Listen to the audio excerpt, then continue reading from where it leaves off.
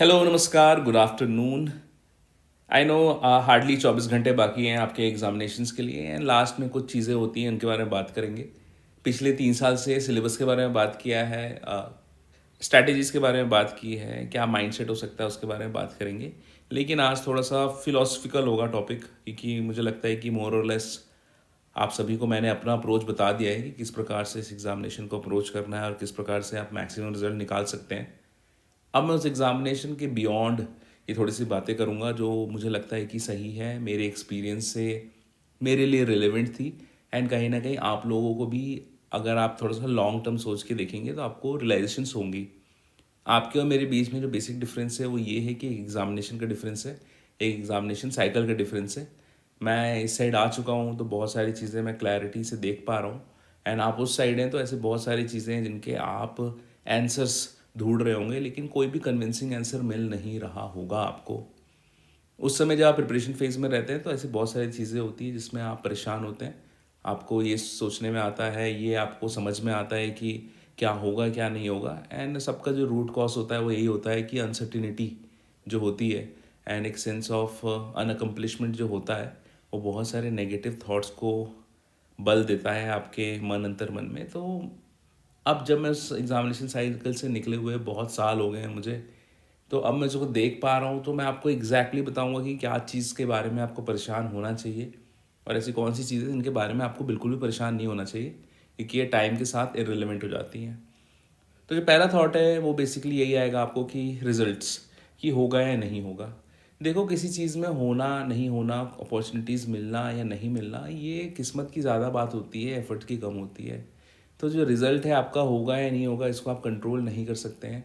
The maximum चीज़ जो आप control कर सकते हैं इस पर्टिकुलर अटेम्प्ट में वो ये है कि कुछ सिली मिस्टेक ना हो और थोड़ा सा आप अवेयर होकर क्वेश्चन पेपर को बनाएं। तो रिज़ल्ट होगा या नहीं होगा, पिछले बार भी नहीं हुआ था, उसके पहले भी नहीं हुआ था। ये सब चीज़ अगर आप क्वेश्चन करना बंद करेंगे तो आपको समझ में आएगा कि ये ऐसा पार्ट ऑफ एग्जामिनेशन है कि आप उसको बहुत ज़्यादा कंट्रोल नहीं कर सकते हैं। आप सिर्फ अपने आप में ध्यान दे सकते हैं, आप अपने एफर्ट्स में ध्यान दे सकते हैं, इससे ज़्यादा आप कुछ नहीं कर सकते हैं।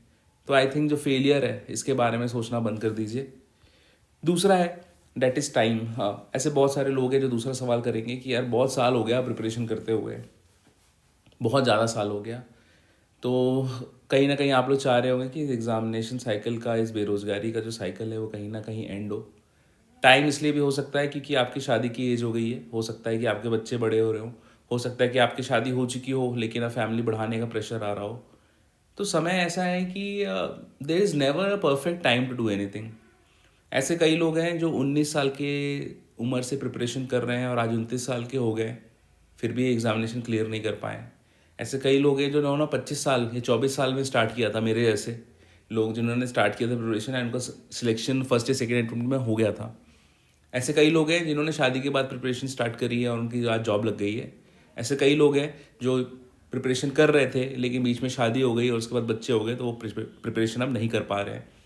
तो I think there is not any perfect time for doing things, है ना। ऐसा परफेक्ट टाइम होता भी नहीं है, और लाइफ में मुझे ये रियलाइज़ हो रहा है कि you are never too old to follow your passion. और अगर आपका पैशन CGPSC में है, सिविल सर्विसेज में है, तो आप बिल्कुल उसको परस्यू करिए।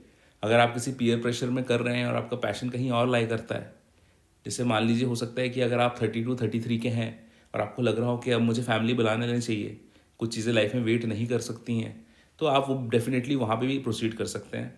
लेकिन ऐसे कई लोग हैं जो अभी 34-35 है, जिनकी ऑलरेडी फैमिली सेटल्ड है, जिनके बच्चे स्कूल जाने लग गए हैं, एंड उनको कहीं ना कहीं अंदर लगता है कि I am still capable of studying, मैं अभी भी पढ़ सकता हूँ, अभी भी पढ़ सकती हूँ। तो आई गेस उनके लिए समय मैटर नहीं करता है। इस एग्जामिनेशन में अगर कोई भी 2 से 3 साल लगाता है तो चौथे साल वो बहुत ही ज़्यादा एडवांटेजियस पोजीशन में आ जाता है। ऐसे कई हमारे पास केसेस रहे हैं। इस बार के भी अगर टॉपर्स को देखें तो हर प्रकार के टॉपर्स मिले हैं। कोई 21 साल 22 साल का है और कोई 35-36 साल के लोगों ने भी टॉप किया है। So there is no perfect time of doing an any things. अगर आप कोई भी चीज़ स्टार्ट करना चाहते हैं, एंड करना चाहते हैं, I guess it's totally your call. और यहाँ पे किसी प्रकार से टाइम की जो लिमिट है वो नहीं होनी चाहिए।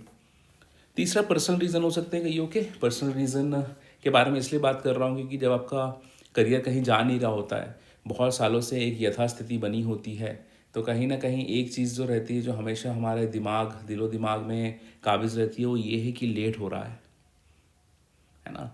पर्सनल रीज़न क्या हो सकते हैं? पर्सनल रीज़न हो सकते हैं कि मे बी आपका रिलेशनशिप है वो वर्क नहीं कर रहा है, मे बी हो सकता है कि आप शादी करना चाह रहे हो लेकिन जॉब ना हो सकता है कि आपकी शादी हो गई हो, बच्चे हो गए हों, लेकिन आपका जॉब नहीं लगी है, अभी भी आप पेरेंट्स पे डिपेंडेंट है कहीं ना कहीं। तो ये कुछ पर्सनल रीज़न हो सकते हैं जिसके कारण मुझे लगता है कहीं ना कहीं आपको परेशानी हो रही होगी। इसके बारे में मैं एक ही चीज़ कहूँगा कि देखिए, जब समय आता है तो सब चीज़ होती है ना। जिनको रुकना होता है, जो चीज़ों को रुकना होता है, जो सही समय पे होना होता है, वो उस समय पे ही होती हैं। तो इसमें बहुत ज़्यादा फोर्स मत करिए।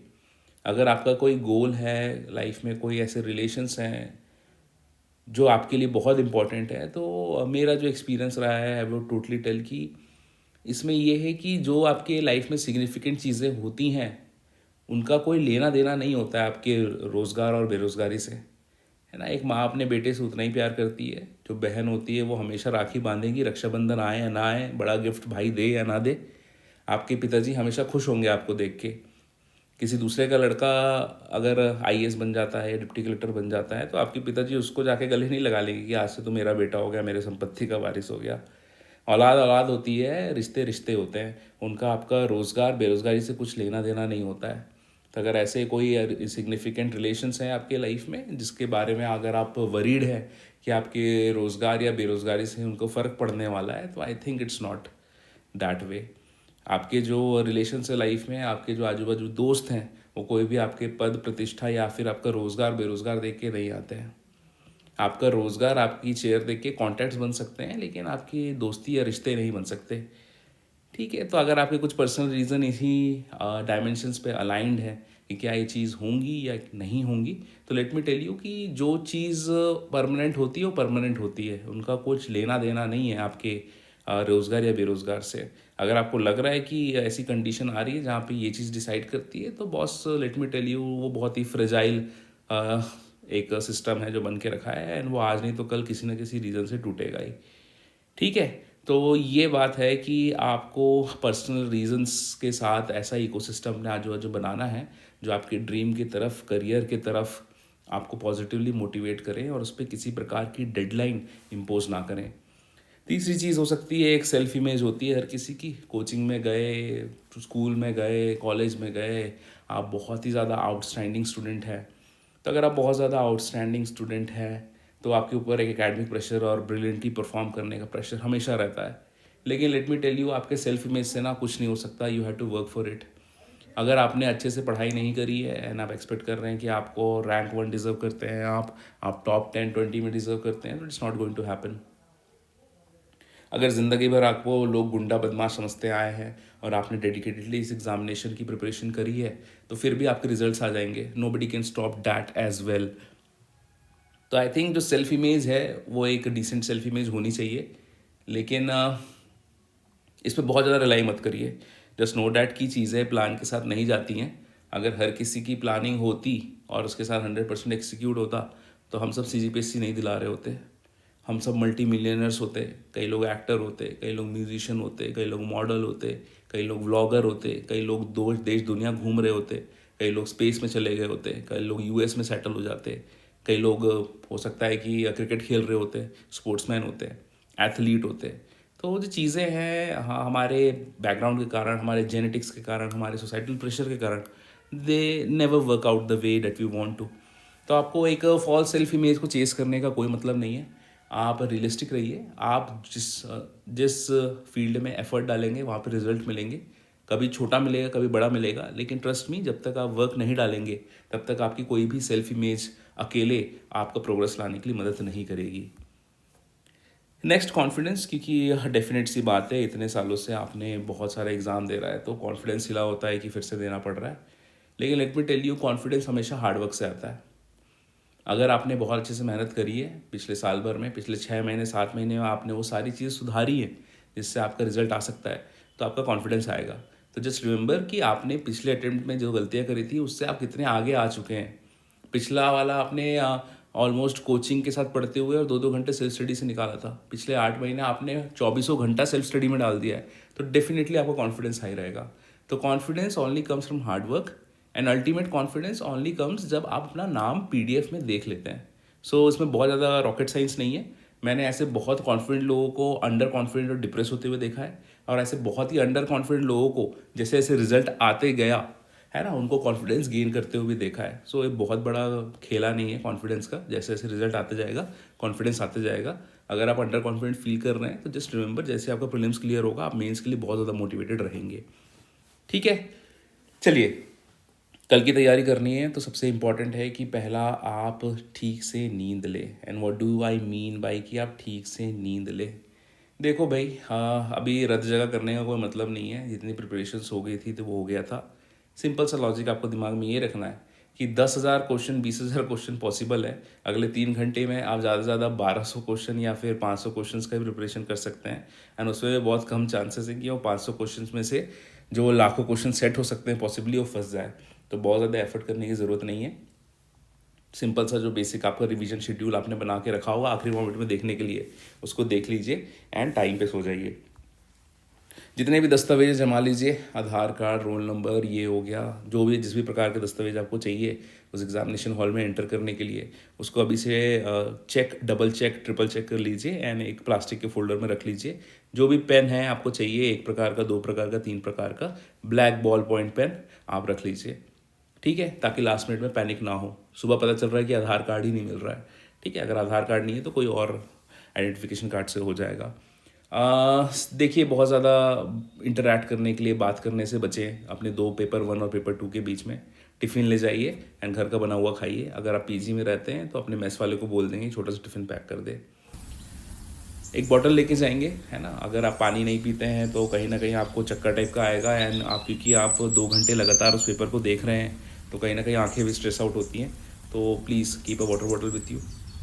देखिए प्लानिंग फेल होगी, मान के चलिए कि आपकी बहुत सारे प्लानिंग फेल हो जाएंगे क्योंकि नए नए सर्कमस्टेंसेस एग्जामिनेशन हॉल में बनेंगे. तो प्लानिंग के बेसिस पे बहुत ज़्यादा अपने आप को अपना मेरा एग्ज़ाम कैसे जा रहा है करके चेक करने का मतलब नहीं है. आप मान के चलिए कि बहुत सारे स्ट्रैटेजीज काम नहीं करेंगे, बहुत ज़्यादा प्लानिंग काम नहीं करेगी वहाँ पे. ठीक है, जब प्लानिंग काम नहीं कर रही है तो सिंपल सी बात है, आपको कुछ रिस्क लेना पड़ेगा. आप ट्राई करिए कि जितने क्वेश्चंस बन सकते हैं उतने बनाइए.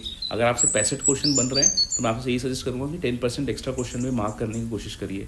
फॉर एग्जांपल अगर आपके 65 क्वेश्चन बन गए हैं तो आई विल एटलीस्ट एक्सपेक्ट कि आप 7 क्वेश्चन एक्स्ट्रा वहाँ पे करिए. अगर आपके 50 बन रहे हैं तो एटलीस्ट 5 क्वेश्चन एक्स्ट्रा करिए. अगर 70 बना रहे हैं तो कम से कम 7 से 8 क्वेश्चन आप एक्स्ट्रा करिए. एंड एक्स्ट्रा करने का मतलब ये नहीं है कि बिल्कुल भी ब्लाइंड तुक्का मार दीजिए, लेकिन अगर थोड़ा सा भी गट फीलिंग आ रही है कि हाँ भाई ये क्वेश्चन बन सकता है तो 10% एक्स्ट्रा करिए. क्योंकि आयोग जिस प्रकार से क्वेश्चन विलोपित कर देता है, दूसरे ऑप्शंस ले लेता है, तो ऐसे में सेफ्टी नेट की तरह काम करते हैं. Next, please read all the 4 options. हर बार कहता हूँ मैं कि चारों ऑप्शन को पढ़िए. बिना चारों ऑप्शन पढ़े कुछ भी नहीं होना है. आप चारों ऑप्शन पढ़ेंगे तभी आपका जो नैया है वो पार लगेगी. कभी कभी ऐसे क्वेश्चन होते हैं जो कि स्टेटमेंट में थोड़ा सा खेलता है, तो जब से पॉपुलर क्वेश्चन ऑप्शंस जो होते हैं वो नहीं होते हैं, उसके आंसर्स कुछ और हो जाता है. तो please read all the 4 options. उसके बाद देखो, कुछ प्रिज्यूम करके नहीं चलना है, ना कट ऑफ प्रिज्यूम करके चलना है, ना ये प्रिज्यूम करके चलना है कि CG के क्वेश्चन ईजी आ जाते हैं, इंडिया GS के ईजी नहीं आते हैं. देखिए हो सकता है इंडिया GS बहुत ईजी आ जाए और CG GS बहुत टफ आ जाए. एंड मेरा जो एक्सपीरियंस कहता है वो यही है कि अब धीरे धीरे CG GS बहुत टफ और बहुत रेयर फैक्ट्स पूछ रहा है, तो आपको इंडिया GS की तरफ रिलाई करना पड़ेगा, प्रीलिम्स मेंस दोनों में. तो कोई भी प्रिज्यूम करके मत जाइए. कट ऑफ तो बिल्कुल भी प्रिज्यूम करके नहीं जाएंगे. आप एकदम ओपन माइंड से जैसा वो क्वेश्चन पेपर आया है उसको उस लहजे से बनाएंगे. सिली मिस्टेक नहीं करेंगे. सिली मिस्टेक इसलिए करने के लिए मैं मना कर रहा हूँ क्योंकि सिली मिस्टेक एक ऐसा जख्म है जो प्रीलिम्स निकलने के बाद भी, आपके मेंस निकलने के बाद भी और आपके प्रीलिम्स रुकने के बाद भी आपको बहुत ज़्यादा पीड़ा देगा. क्योंकि आपको अब रिजल्ट देखेंगे तो आपको रियलाइज़ होगा कि यार ये 2 नंबर, ये 2.5 नंबर जो सिली क्वेश्चन में सिली मिस्टेक कारण मेरे चले गए, उससे मेरा सिलेक्शन हो जाता. एंड आप पूरे साल भर, 1.5 साल, 2 साल, जब तक आपकी जॉब नहीं लग जाती है तब तक आप इसको ब्लेम करते रहेंगे कि उसी साल मेरा सिलेक्शन हो जाता अगर वो सिली मिस्टेक नहीं होती तो किसी प्रकार का ह्यूमन एरर मत करिए. ठीक है, हर एक नंबर 2 नंबर में किस्मत चेंज हो रही है, तो ऐसे में सिली मिस्टेक करना इससे बड़ा जघन्य अपराध नहीं हो सकता. Please don't do silly mistake. देखिए, चारों ऑप्शन को पढ़िए एंड चारों ऑप्शन में से जो 3 इनकरेक्ट ऑप्शन है उनको पहले एलिमिनेट करिए, फिर लास्ट में जो बच रहा है उसको आप सिलेक्ट करिए। लोग इसका उल्टा करते हैं या फिर द यूजुअल मेथड जो है वो करते हैं कि जो सही ऑप्शन दिखता है उसको टिक करते हैं। नहीं, आपको गलत ऑप्शन काटने हैं, उसके बाद जो बचेगा उसको सही ऑप्शन मान के क्लिक करना है। सी सेट में सबसे ब्लंडर यही करते हैं कि लोग लास्ट तक नहीं लड़ते हैं। सी सेट में आखिरी तक लड़ना है, आखिरी सेकंड तक बबल करते रहना है, आखिरी सेकंड तक सॉल्व करते रहना है। सी सेट में 150 नंबर के ऊपर लाओ, ख़त्म बात। ठीक है। कट ऑफ, देखो एक बार एग्जामिनेशन हो जाता है तो कट ऑफ के दलदल पे नहीं पड़ेंगे। ठीक है, मैं अभी इस बार देखूंगा कि कट ऑफ निकालना है नहीं निकालना है, क्योंकि हर बार कट ऑफ निकालने के बाद बहुत सारे इमोशनल अप एंड डाउन होते हैं। पिछले बार भी जब मैंने बहुत ज़्यादा कट ऑफ बताया था, लगभग 132 प्लस बताया था मैंने प्रीलिम्स का, उस टाइम पे मेरे ख्याल से मेरे अलावा शायद एक आध लोगों ने ही बोला होगा कि कट ऑफ आ ही जाएगा, वरना हर कोई 125 122 की बातें कर रहा था। तो ऐसे टाइम पे जो स्टूडेंट का रिस्पॉन्स होता है कि आप लोग बहुत ज़्यादा इमोशनल रहते हैं, आई टोटली अंडरस्टैंड। तो उस टाइम पे बड़ा बेकार लगता है जी कट ऑफ करना। एंड मुझे लगता है कि अब मेरे बोल देने से भी काफ़ी ज़्यादा लोग कट ऑफ को सही मान लेते हैं, परेशान हो जाते हैं और विचलित हो जाते हैं। एंड मुझे पर्सनली कॉल भी आते हैं एंड दोस्तों से भी पता चलता है कि उनके भी कॉल आते हैं कि भाई तूने इतना कट ऑफ बता दिया है, तो मार्केट में ये हल्ला हो गया है, वो हल्ला हो गया है। तो I usually try not to disturb students examination के बाद। सो इस बार मैं देखूंगा कि कट ऑफ निकालना है या नहीं निकालना है। ठीक है, कमेंट सेक्शन में बता देना कमेंट, कट ऑफ निकालना है या नहीं निकालना है। ठीक है, इस बार देखो ऑफिशियल आंसर की एक बार आ जाएगी तो उसके बाद हम एस्टिमेट करेंगे कितना कट ऑफ आना चाहिए नहीं आना चाहिए। I think this will be a better approach. तो इस बार मैं वही सोच रहा हूँ क्योंकि अभी इलेक्शंस हैं and I don't know if I would be free और नॉट। ऑफिशियल आंसर की से आने के बाद I will declare my cut off कि कैसा होना चाहिए कैसा नहीं होना चाहिए। तो आपके पास दो ऑप्शन है, या तो मैं 5 बजे कट ऑफ दे दूँ आपको कल, या तो मैं आपको जिस दिन ऑफिशियल आंसर की आएगी उसके बाद कट ऑफ दे दूँ। ठीक है, तो just let me know comment section में। देखो थोड़ा रिलैक्स करो यार, इतना बड़ा अश्वमेध किया है, इतना बड़ा महायज्ञ किया है, थोड़ा सा रिलैक्स करना चाहिए आपको। Go back to doing things that you love. आप खेल सकते हैं, आप दौड़ सकते हैं, आप सो सकते हैं, आप टीवी सीरीज देख सकते हैं, मम्मी के घर चले जाओ, नानी के घर चले जाओ, घर चले जाओ और दादी के घर चले जाओ, जहाँ जाना है चले जाओ। ठीक है, कोई ट्रिप प्लान कर लो, कुंभ में जाना है तो नहा के आ जाओ, है ना, आपके ऊपर है, just saying. And most importantly go offline. Offline जाना एक लग्जरी है आज के टेक्नोलॉजी डिपेंडेंट वर्ल्ड में। तो अगर आपके पास अभी चांस है, आई विश मैं अपना फ़ोन 15 दिन या 15 मिनट के लिए बंद कर पाता, लेकिन चूँकि आप लोग हैं तो आई वुड जस्ट सजेस्ट कि ट्राई कि एक आध हफ्ता ना फ़ोन वोन बंद करके बढ़िया रिलैक्स करो। आपका क्वेश्चन पेपर बहुत अच्छा गया है, प्रीलिम्स बहुत अच्छा गया है, switch off your phone. Prelims बहुत बेकार चले गया है, स्विच ऑफ योर फ़ोन। एक हफ्ता ना देश दुनिया से दूर चले जाओ, कहीं नानी घर चले जाओ, मम्मी के घर चले जाओ, एंड आई वुड सजेस्ट कि ऑफलाइन चले जाओ। मुझे यही रियलाइज़ हुआ एक आध संडे या सैटरडेज़ को, मुझे यही रियलाइज़ होता है कि टेक्नोलॉजी इतना ज़्यादा अपने लाइफ में अंदर तक घुस चुका है ना कि अब बेचैनी होती है बिना इंटरनेट या फ़ोन चलाए। तो please go offline, please go back to your childhood. जैसे बचपन में बिना फ़ोन के चीज़ें होती थी, उस टाइप से एटलीस्ट एक हफ्ता 10 दिन तो आप लोग बिताइए। अगर आप किसी जॉब में नहीं हैं, 100% स्टूडेंट है, विशुद्ध विद्यार्थी हैं, तो एक काम ज़रूर करेंगे कि मैं ये सजेस्ट करूँगा कि एटलीस्ट 10 दिन तक मतलब लगभग 18-20 फरवरी तक बिल्कुल फ़ोन वोन ऑफ कर दो, किसी से कांटेक्ट करने की ज़रूरत नहीं है, घर के काम करो, पकौड़े चीले भजिया जो बना सकते हो बनाओ, साइकिल करने निकल जाओ एंड इन्जॉय करो यार लाइफ को, the old way, the way humans are suppose to enjoy life. ठीक है, एंड्रॉयड मत बनो, आधा ह्यूमन आधा मशीन। इन्जॉय करो यार लाइफ को, ऑफलाइन जाके थोड़ा सा कोई अच्छी दर्शनीय दार्शनिक स्थल है वहाँ चले जाओ, मंदिर जा सकते हो मंदिर चले जाओ, है ना। थोड़ा सा पीस ज़रूरी होता है लाइफ में। ये हर बार बहुत ज़्यादा धमा चौकड़ी में रश में रहना ठीक है, मॉडर्न लाइफस्टाइल के कह सकते हैं साइड इफ़ेक्ट्स है। लेकिन अगर आपके पास ऑप्शन है कि आप एक हफ्ता 15 दिन फ़ोन बिना फ़ोन के रह सकते हैं और आपके लाइफ में या करियर में कोई फ़र्क नहीं पड़ रहा है, तो एटलीस्ट 10 डेज़ ऑफ रखिए। ठीक है, वो जो पुराना जो हमारा लाइफस्टाइल था, 5 बजे मिलना है, 5 बजे क्रिकेट खेलना है, वो एक बार एंजॉय करके देखिए। जैसे बचपन हमारा बीता है बिना किसी फ़ोन टेक्नोलॉजी टीवी के, वैसा एक बार बिता के देखिए। एंड आई थिंक कि एग्ज़ाम के बाद फिर से रिचार्ज होने के लिए और जीवन में बहुत सारे प्रश्न जो आपके चेतन अवचेतन मन में चल रहे होंगे, उनके बारे में सोचने का, आत्मचिंतन करने का, आत्ममनन करने का ये अच्छा अवसर होता है। तो मैं यही बोलूँगा कि थोड़ा सा ऑफलाइन चले जाइए अगर आप चाह सकते हैं। ये सबसे बड़ी लग्जरी है आज के डेट में दुनिया में, कि अगर आप इंटरनेट ऑफ करके चुपचाप 1 हफ्ता 10 दिन अगर बैठ सकते हैं कहीं भी दुनिया में, तो आई थिंक ये सबसे बड़ी लग्जरी है। तो अगर आपके पास ये लग्जरी है तो please do enjoy. Last but not the least, be happy at the end of the day. देखो इतना सारे एग्ज़ाम्स हमने भी अटेम्प्ट किए हैं, हमने निकाले हैं, एंड माँ सरस्वती की कृपा से गाइडेंस से बहुत सारे लोग निकले भी हैं। बट लाइफ में जो खुशियाँ हैं ना, वो किसी एग्ज़ाम को निकाल के नहीं आ सकती हैं। कुछ दिन के लिए आ सकती है, लेकिन आपके माँ बाप स्वस्थ हैं, आपके माँ बाप जीवित हैं, आपके भाई बहन अच्छा कर रहे हैं लाइफ में, आपके पास वो सब चीज़ है जो आपको चाहिए, आप संतुष्ट हैं अपने जीवन में, उससे ज़्यादा बड़ा सुख नहीं होता है। तो अगर ये सब चीज़ें आपके पास हैं, घर में सब कोई हेल्दी हैं, आपके पास 3 टाइम का खाना है, आप लाइफ में छोटी मोटी लग्जरीज अफोर्ड कर सकते हैं, एंड मोस्ट इम्पॉर्टेंटली अगर आपके पास समय है और एक शांत दिमाग है, तो उससे ज़्यादा एक व्यक्ति को नहीं चाहिए होता है जीवन में। ठीक है, तो खुश रहिए।